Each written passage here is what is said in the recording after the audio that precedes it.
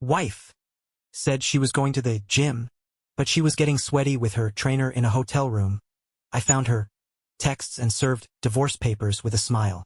Title: Wife, 32F, cheated on me, 35M, after 8 years together. I don't even recognize her anymore. Part 1. The beginning of the end. Introduction. Hey Reddit, throwaway account for obvious reasons. I never thought I'd be one of those guys posting here. But here we are. I've been married to my wife, Claire, for 6 years, together for 8. For most of that time, I thought we had something solid. We weren't that annoyingly perfect couple, but we laughed a lot, communicated well, or so I thought, and genuinely enjoyed each other's company. She was my best friend. I know everyone says that, but it's true. She was the first person I wanted to tell good news to, and the one I turned to when life sucked. I supported her through her career changes, family drama, even her stupid attempt at starting an influencer YouTube channel that lasted like 2 months before she gave up. I never judged her. I believed in her. But something changed about 6 months ago, and I didn't notice it at first, because it was subtle. That's the worst part. You don't wake up one morning and realize your wife's sleeping with someone else. It's like a slow rot. The kind you don't notice until everything's falling apart. She started going to the gym more. At first, I was proud of her for being motivated, but it quickly became obsessive. Twice-a-day workouts. New lingerie she didn't wear for me. Makeup to go sweat it off at the gym. Then came the phone secrecy. Face-down phone, new password. Taking it into the bathroom. Laughing at texts she never showed me. I asked if something was up. She said I was being controlling. That she deserved privacy, and I was acting insecure. Gaslight 101. I bought it at first. Told myself I was being paranoid. That she just needed space. But the truth doesn't stay buried for long. Part 2. The signs I ignored. Looking back now, it's like watching a horror movie and yelling at the guy not to go into the basement. But you are the guy and you still go down the stairs like an idiot. There were so many little signs. Stuff that didn't feel big enough to make a scene about but chipped away at my gut instinct. Like how she suddenly had late meetings at work. Even though she's in marketing and used to brag about how chill her office was. Or how she started locking her phone when she used to leave it lying around the house like it was nothing. One night, she came home at almost midnight. I asked where she was and she said her team went out for drinks. I asked why she didn't let me know, and she hit me with, "I didn't realize I needed your permission to live my life." Yeah. That one stung. And again, I apologized for overreacting. Because when you love someone, you make excuses for them. I chalked it up to stress. Maybe I wasn't being supportive enough. Maybe I was the problem. The intimacy started drying up, too. She always had an excuse. Tired, cramps, bad day, stressed, not feeling sexy. I respected that at first, of course I did. But it got to the point where I couldn't even remember the last time she wanted me. The worst part? She started picking fights over stupid shit. Like how I folded laundry or what show I picked for us to watch. Constant tension. No real warmth. I was sleeping next to a stranger who still wore my ring. My friends noticed. My brother even joked, "Is Claire mad at you or something? She barely looked at you at dinner." I laughed it off. But inside, something was already breaking. Part 3. The discovery. The truth came out in the dumbest way imaginable. It always does, doesn't it? It was a random Tuesday. She was in the shower, and her phone lit up on the nightstand. I wasn't trying to snoop. Honestly, I'd been trying to gaslight myself into believing nothing was going on. But then the name popped up. Zach Eggplant Peach. Yep. Emojis and everything. My heart just stopped. Like literally, I could hear it pounding in my ears. I stared at the name, waiting for the notification to disappear. Like maybe I imagined it. Then another text popped up. "Last night was amazing. Can't stop thinking about you." I sat there stunned. I felt like someone had punched me in the throat. I didn't know whether to cry, throw the phone, or just keep reading. I did what anyone in that state would do. I opened the messages. And holy hell, I wish I hadn't. It wasn't just flirting. It wasn't even just sexting. It was full-blown, graphic, detailed stuff about what they did together.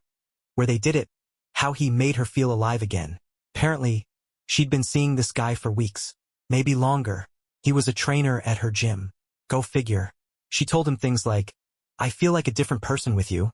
And my husband doesn't get me like you do." My husband. Not even Mike. Just my husband. Like I was some obstacle in the way of her romantic comedy. I wanted to scream. I wanted to drag her out of the shower and throw the phone in her face. But I didn't.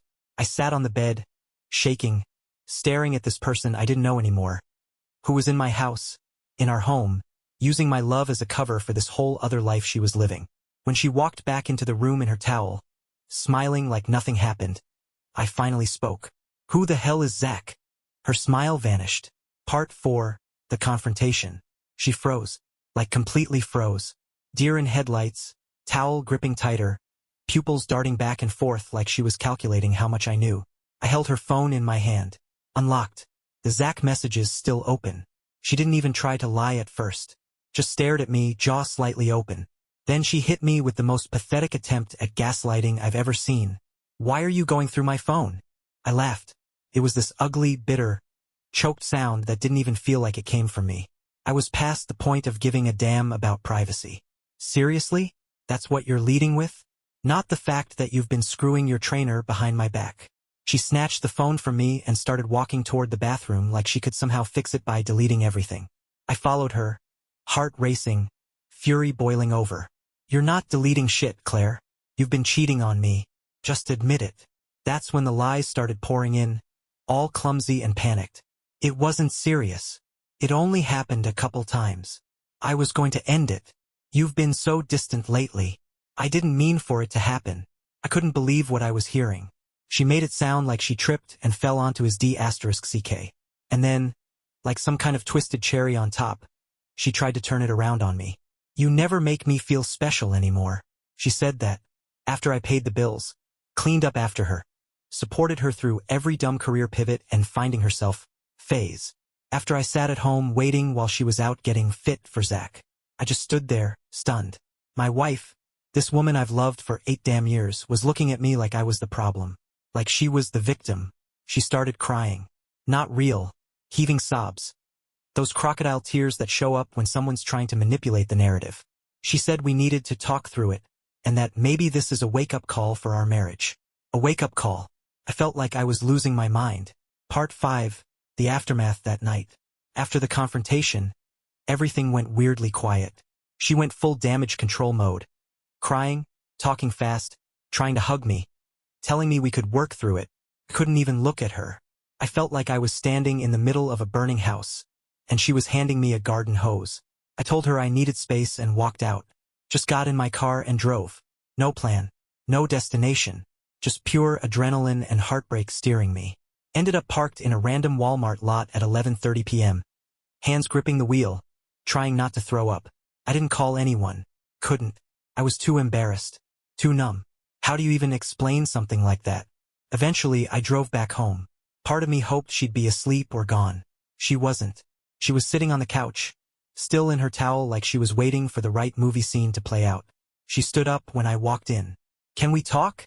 She asked, like she hadn't just blown a hole through my life. I told her no. I couldn't talk to her right then.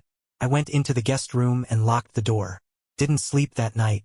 Just laid there staring at the ceiling while the pieces of our life cracked and crumbled in my head.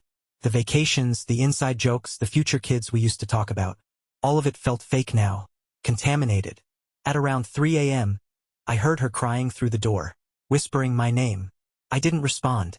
Couldn't even cry yet. I just felt hollow, like someone took a bat to my chest and left nothing behind.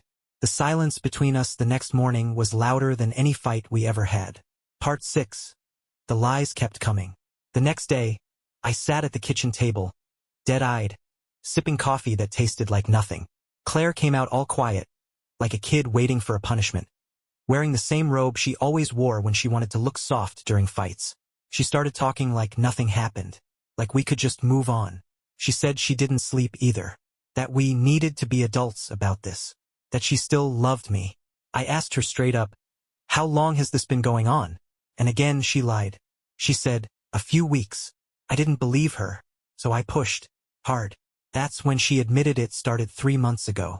But then I brought up the messages, things that clearly hinted at a deeper connection, and suddenly it was 6 months. She kept shifting the timeline like it was a damn choose-your-own adventure. Then she said the words I'll never forget. It didn't mean anything. I laughed in her face. I couldn't help it. She sent this guy photos. Told him she felt alive. Talked about how I was emotionally distant while she was out screwing him on her yoga retreats. Yeah, those turned out to be lies too. Weekends at hotels with him. Didn't mean anything. Right? She tried to justify it all. Said she was lost, that I didn't see her anymore. That Zach paid attention and made her feel beautiful again. I reminded her of all the times I tried to connect, date nights she bailed on, cuddles she pulled away from, conversations she ignored while scrolling TikTok. Her eyes glazed over. No remorse. Just excuses. I realized right then, this wasn't just cheating. It was a pattern. She wanted me to fix the damage she caused, and she couldn't even own it without slipping in a dozen "but you" lines. That was the moment my love started dying.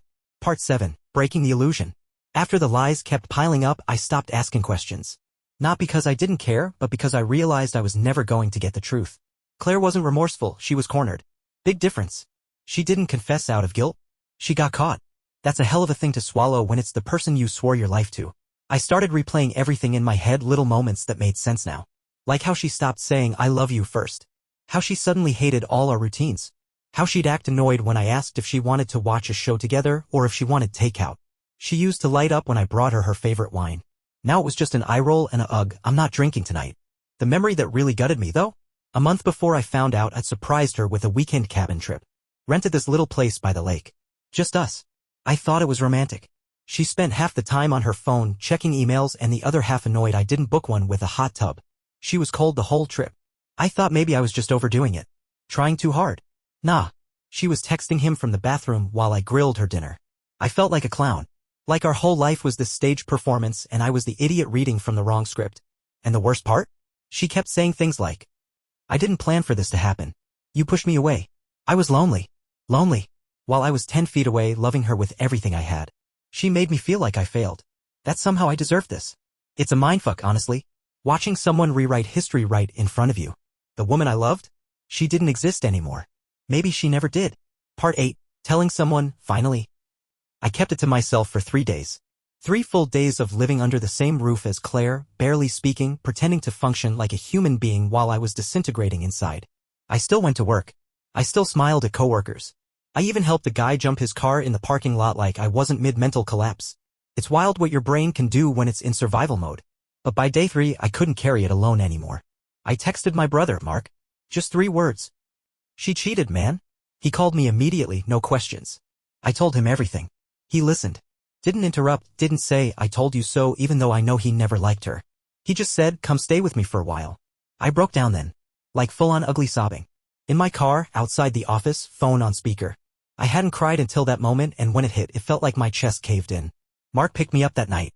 Helped me pack a bag while Claire sat at the kitchen table, arms crossed, acting like I was being dramatic for leaving.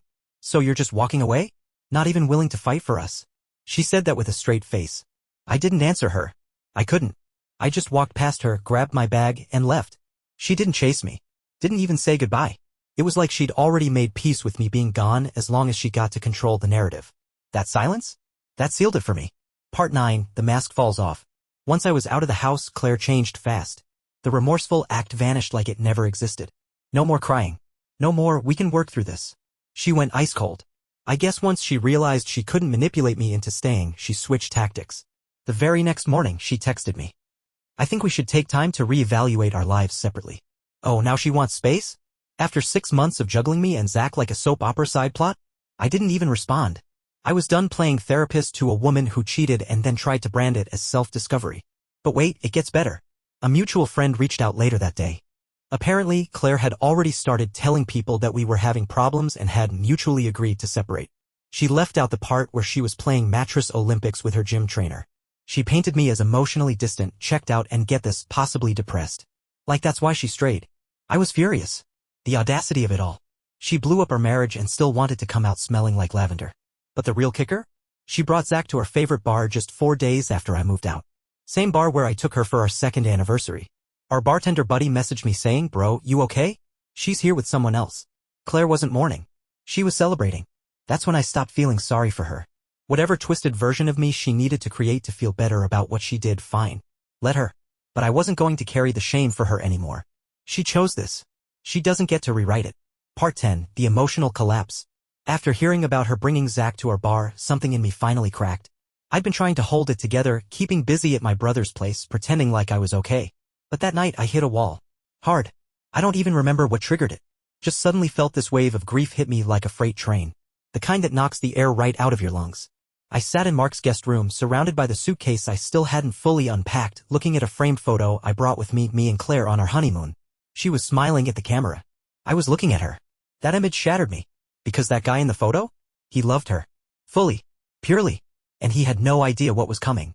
I ugly cried for a solid hour. Not just for the betrayal, but for the years I lost, the future I thought we were building, and the version of her I'll never get back. And maybe the version of me too. The anger had been holding me together. But now I just felt wrecked. Like my soul had been hollowed out. I kept thinking. Was I not enough? Did I miss the signs because I didn't want to see them? How do you ever trust someone again? I didn't sleep that night. Again. Instead, I wrote everything down in a notebook, every lie, every excuse, every moment that felt off in hindsight. I needed to see it. To prove to myself that I wasn't crazy. That it did happen. That I wasn't imagining it all. Somewhere in the middle of that, I realized something brutal but true. I didn't miss the old Claire. I missed the version of her I invented in my head. And now I had to figure out who I was without her. Part 11, The Decision. A few days after that emotional breakdown, I finally got clarity. Not peace, not yet, but clarity. I was done. I wasn't going to be the guy who stays and works on things with someone who only showed regret after being caught. I wasn't going to let her gaslight me into thinking we were equally responsible for the destruction she caused. And I sure as hell wasn't going to let her drag me through a circus of fake reconciliation while sneaking off with her gym boy side piece. So I called a lawyer. It was the most adult, detached phone call I've ever made. No anger in my voice. No shaking. Just facts. I explained the situation, asked about the steps for filing, and scheduled a consultation. I didn't tell Claire right away. I wanted everything in order first. I wanted my ducks in a row before she tried to play the "you're being impulsive" card. Because she would. I knew her well enough to see it coming. That same night, she texted me out of the blue. "Can we meet for coffee and talk? I miss you." I didn't even reply. You don't miss someone you actively betrayed over and over again. You miss control. You miss comfort. You miss having a backup plan when Zach inevitably gets bored. No thanks. It felt cold, but it also felt right. For the first time in weeks, I didn't feel like I was drowning in it. I was still angry, still hurt, but I was steering the wheel now. I wasn't going to let the wreckage define me. I was going to walk out of it. Part 12, Serving the Papers. So yeah, this was the part one was dreading the most, serving the papers. My lawyer gave me a few options. I could have done it through an official process server, but I didn't want to escalate things that hard out of the gate. Plus, I needed her to see that I wasn't bluffing. That I was serious. That this wasn't one of those dramatic breakups where the guy caves after a few weeks of crying and working on things. So I did it myself. I called her and asked to meet. Neutral place. Daylight. I kept it cold but polite. Told her I just wanted closure. She agreed instantly, probably thinking she had one more shot to manipulate the outcome. We met at a coffee shop downtown. She showed up looking like she was dressed for a second date, light makeup, nice jeans, that fake-ass smile like nothing ever happened. "You look good," she said. I didn't respond. Just slid the envelope across the table. Her face dropped immediately. Eyes flicked down, back up to me, then down again. Her voice? A perfect mix of fake shock and anger. "You're really doing this?" I nodded. Calmly. "What did you expect, Claire?" She started to speak, probably some half-scripted plea about how this doesn't have to be so final, but I cut her off. "You cheated. You lied. You made your choice. I'm making mine." She went quiet. Real quiet. And for the first time since this whole thing blew up, she looked exposed. Not sorry. Not sad. Just caught. Like a magician without a final trick. She left without finishing her drink. I sat there for a while after she left, watching people live normal lives around me. Couples laughing. Kids spilling juice. The world didn't stop even though mine had cracked wide open. And weirdly, that gave me hope. Part 13, The Aftermath of Closure. After handing her those papers, I expected to feel triumphant, liberated, something dramatic at least. Instead, I felt empty. Not regretful. Just drained. Like I'd finally put down a weight I'd been carrying so long, I didn't remember what it felt like to be light. There was no big movie moment. No sense of justice. Just quiet. And that silence stayed with me for days. Claire tried to reach out a couple more times, texts that swung wildly between cold and desperate. One minute it was "hope you're happy," the next it was "please don't give up on us." I didn't respond to any of them. I deleted her number. Blocked her on social media. Told our mutual friends what happened honestly but without drama. I wasn't going to let her control the narrative again. Word got around. Most people were shocked, but a few admitted they'd noticed things felt off for a while. Which cool. Thanks for that now. I went through the usual post-breakup detox, changed my routines, cleaned out old photos, boxed up all her stuff and dropped it at her sister's. Kept it civil. Kept it distant. Kept it done. The funny thing is, even after all that, I still missed her sometimes. Not the real her. Just the version of her I thought existed. The woman who laughed at my dumb jokes. Who held my hand on road trips. Who told me she'd love me forever while already planning her exit. Grief is weird like that. It doesn't care if the person you're mourning never really existed the way you thought. But every day it hurt a little less. I started eating better. Sleeping more. Going for runs. Picking up hobbies I'd put aside because they weren't her thing. Turns out they were my thing, and I'd just forgotten how to be someone outside of Claire's husband. The world started to feel wide again. Part 14, moving forward. It's been a few months now. Not a huge chunk of time, but enough to get some perspective. I won't sugarcoat it, healing's messy. Some days I still wake up angry. Not even at her anymore, just at the fact that someone can smile in your face while they're stabbing you in the back. It messes with your sense of reality. Of safety. But then there are days where I wake up and don't think about her at all. And that's how I know I'm moving forward. I got a new place. Small, quiet, mine. Feels weird not sharing a space with someone, but also freeing. I can leave dishes in the sink.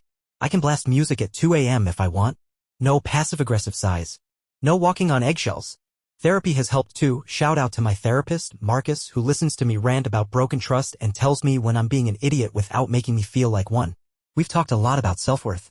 About how loving someone doesn't mean tolerating betrayal. About how setting boundaries isn't cold, it's necessary.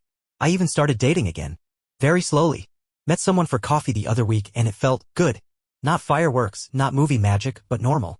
Easy. No performance, no paranoia. Just two people talking. That's more than I thought I'd be capable of at this point. I'm still rebuilding. Still figuring out who I am now that I'm not tethered to someone else's chaos. But for the first time in a long time, I don't feel like I'm surviving my life, I'm living it. One step at a time. Part 15, Final Thoughts and Advice. So that's the story. Or at least, the first chapter of whatever comes next. Looking back, if there's one thing I've learned from this whole mess, it's this: love is not enough. It's important, sure. It's beautiful when it's real. But love without respect? Love without honesty? That's just emotional blackmail with good lighting. And I was too in love with the idea of her to see who she really was. If you're in a relationship and you feel like something's off, trust your gut. You're not crazy. You're not paranoid or insecure just because you're noticing patterns. If you feel like you're constantly second-guessing yourself, constantly the one giving the benefit of the doubt, constantly being made to feel less, step back. Evaluate. Protect your peace. To the people reading this who've been through something similar, you're not alone. And you're not weak for hurting. You gave your heart to someone, and they stomped on it. That doesn't make you pathetic. That makes you human. But what does matter is what you do next. Me? I chose to walk away. To heal. To rediscover the version of me that existed before all the gaslighting, the lies, the slow erosion of self-worth. And now I'm building something stronger. So yeah, Claire's out of my life. Zach too, I assume. Wherever they are, whatever fantasy they're playing out, it's not my concern anymore. I've got peace now. And peace is better than the most passionate, chaotic love on earth. To anyone going through this, I see you. It sucks. It hurts. But you will survive it. Hell, you might even come out better. Mike. Throwaway account signing off.